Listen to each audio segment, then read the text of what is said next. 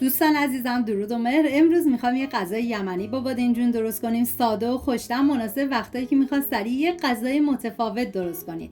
2 عدد بادمجون رو با پوست طبق ویدیو برش بزنید و بهتون توصیه میکنم که پوست بادمجون رو نگیرید چون خاصیت‌های فوق‌العاده زیادی داره. تلخی بادمجون رو باید بگیرید، به هر روشی که راحت هستید این کار رو انجام بدید. من ریختم داخل یه ظرف، مقدار آب و نمک بهش اضافه میکنم، زمان میدم به مدت 20 دقیقه. بعد از 20 دقیقه از آب نمک خارج میکنم و بادمجونا رو خشک میکنم. 130 گرم دال عدس نیاز داریم. بشورید، بریزید داخل قابلمه، مقدار آب بهش اضافه کنید، زمان بدید تا بپزه. اگر از غذای تکراری خسته شدیم بهتون پیشنهاد میکنم که این خوراک یمنی رو درست کنید. مطمئنم هر کی بخوره عاشقش میشه. این غذا برای 4 نفر در نظر گرفته شده. شما بر اساس تعداد نفرات باید مواد رو کم یا زیاد کنید. بعد از اینکه بادمجون رو از آب نمک خارج کردم، خشک کردم، ریختم داخل یه ظرف، مقداری نمک، پاپریکا و کمی روغن بهش اسپری میکنم. هم میزنم تا همه مواد با هم دیگه مخلوط بشن و بعد باید بادمجون رو سرخ کنید. من برای اینکه از روغن کمتری استفاده بشه گذاشتم داخل ایرفرایر با دمای 180 به مدت 27 دقیقه.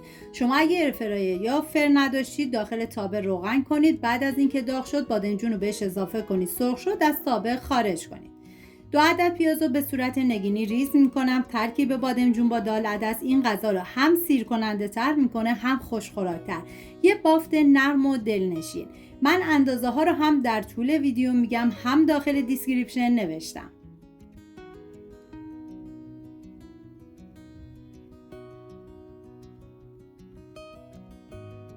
داخل تابه مقداری روغن کنجد ریختم که شما از هر نوع روغن یا کره‌ای که دوست داشتین میتونین استفاده کنید. بعد از داغ شدن پیاز رو میریزم داخل تابه، هم میزنم و زمان میدم تا پیاز کاملا سرخ بشه.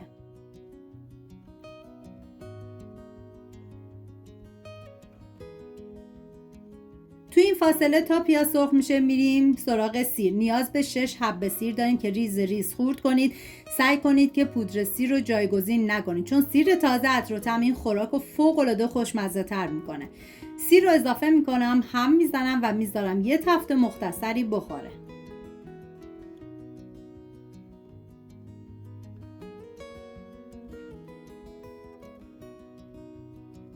نوبت اضافه کردن ادویه هست، شامل زردچوبه، آویشن، پاپریکا، فلفل سفید، پودر تخم گشنیز و زیره سبز.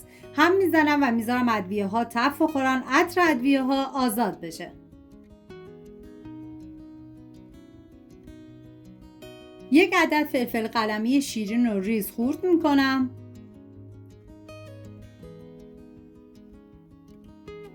بعد از اینکه ادویه ها تف خوردن یک قاشق غذاخوری سرپر رب گوجه فرنگی رو میریزم، هم میزنم و میذارم رب تف بخوره، رنگ رب باز بشه.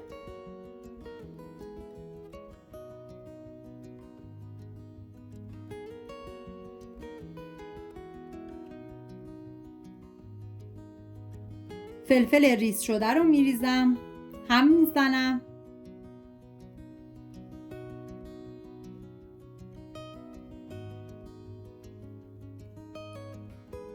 نیاز به 4 عدد گوجه فرنگی دارین که من مقداری گوجه گیلاسی هم استفاده کردم. شما میتونه از یک نوع گوجه استفاده بکنید و باید به صورت نگینی ریز کنید.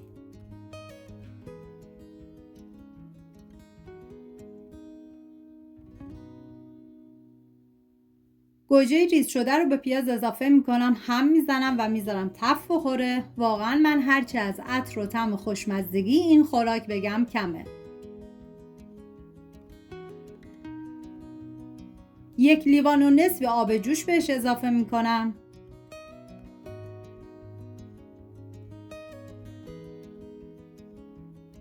هم میزنم تا همه مواد با هم دیگه مخلوط بشن. و بادمجون سرخ شده رو تو این مرحله باید بریزیم داخل تابه.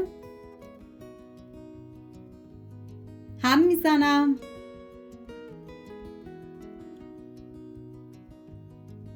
بعد دال عدس پخته شده رو بهش اضافه میکنم. هم میزنم تا همه مواد با همدیگه مخلوط بشن. واقعا یه ترکیب عالی و فوق‌العاده خوشمزه.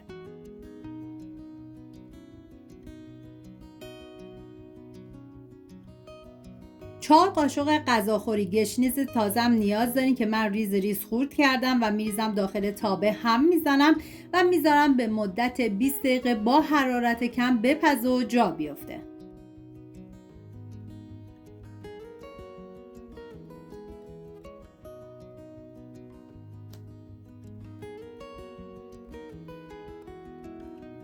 و بعد از 20 دقیقه ما نیاز داریم به خامه که من از 3 قاشق غذاخوری استفاده کردم و خامه رو رقیق کردم. میریزم داخل تابه، هم میزنم و میذارم به مدت 10 دقیقه دیگه باشه و بعد از 10 دقیقه این خوراک خوشمزه‌مون آماده است.